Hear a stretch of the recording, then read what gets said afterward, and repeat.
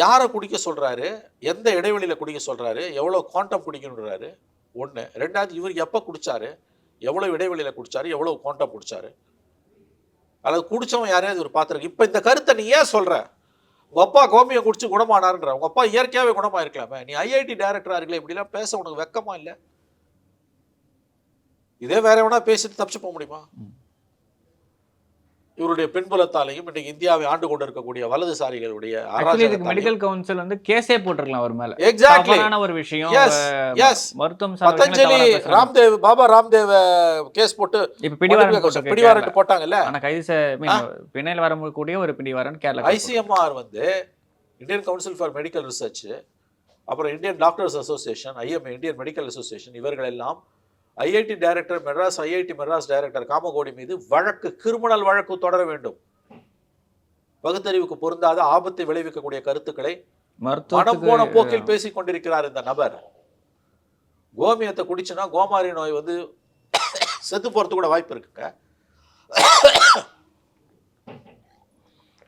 மாட்டு மூத்திரத்தை, மாட்டு சாணத்தை கிருமி நாசினியா நம்ம பயன்படுத்துறோம், எக்ஸ்டர்னலா. அது எப்படி பாடிக்குள்ள போகும்? அனாட்டமி அது ஏத்துக்குமா? உன் பாடி அனாட்டமி அது ஏத்துக்குமா? 5ஆம் கிளாஸ் படிச்ச பையனுக்கு வண்டி தள்ளின்னு போறவனுக்கு அறிவு கூட இல்லையா உனக்கு? பசு உனக்கு தெய்வம்னா நீ வீட்டில் வச்சு கும்பிட்டுக்கோ. மாட்டு மூத்திரத்தை குடின்னு சொல்லாத, நீ குடி, மற்றவங்களுக்கு குடின்னு சொல்லாத. ஒரு நிமிடம் கூட ஐஐடி டைரக்டராக பதவியில் இருக்க தகுதி இல்லாத நபர் இந்த காமகோடி. அவருடைய சாதிய பின்புலத்தால் இந்த அட்டுழியங்களை செய்து கொண்டிருக்கிறார். கேள்வி கேட்ட ரிப்போர்ட்டர்கிட்ட என்கிட்ட ஆதாரம் இருக்குது, நான் வாட்ஸ்அப்பில் அனுப்புகிறேன். எவ்வளவு திமிரு, அயோக்கியத்தனமான பேச்சு இதெல்லாம். கண்டிப்பாக நீங்கள் சொன்னது கரெக்டு.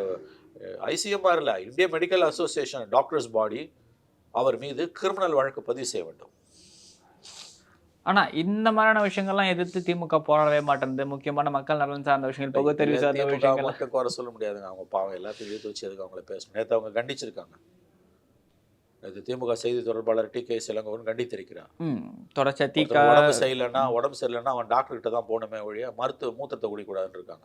அதெல்லாம் தெளிவாக சொல்லியிருக்காங்க. ஆனால் இதில் சொல்ல வேண்டிய விஷயம் என்னன்னு பார்த்தீங்கன்னா, இவ்வளோ சொல்கிற கோமியத்தில் எல்லாமே இருக்குன்னு சொல்கிற சாமியாருங்களே உடம்பு சரினா போய் ஹாஸ்பிட்டல் தான் அட்மிட் ஆகுறாங்க.